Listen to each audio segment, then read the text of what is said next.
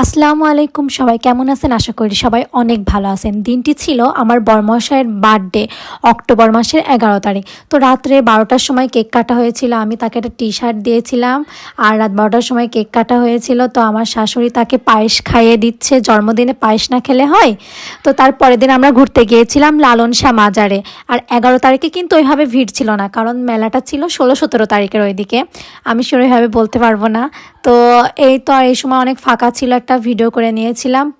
তারপরে অপরদিকে মানে মাঠের ওইদিকে যেয়ে দেখি এত পরিমাণ ভিড়, আর তখনই দোকানপাট লোকজন মানে চলে আসছে, এমন সিচুয়েশনের মধ্যে আমরা পড়ছিলাম। তারপরে যাই হোক, পাশে হঠাৎ করে আমার চোখ পড়লো যেখানে একটা ঘুষি মারলে বলে অনেক পয়েন্ট ওঠে, কার কত শক্তি গায়ে। তো আমিও আমার মশাইকে বললাম যে চলো দেখি তোমার কতটুকু শক্তি। তো আমি পুরো অবাক যে এত পয়েন্ট উঠছে। যাই হোক, মাশাল্লাহ, আমি একটা লাইক করে দিলাম তাকে দেখে যে ভালোই শক্তি তোমার। তো রাত্রে আমরা চলে গিয়েছিলাম একটু খেতে। তো এটা হলো শর্মা, যেটা হলো ফায়ার সার্ভিসের অপোজিটে গলির ভিতরে এই নতুন হয়েছে এই রেস্টুরেন্টটা। এত পরিমাণ টেস্ট এই শর্মাটা, আপনারা অবশ্যই যাবেন এবং খেয়ে আসবেন। আমার কাছে অসাধারণ লাগছে।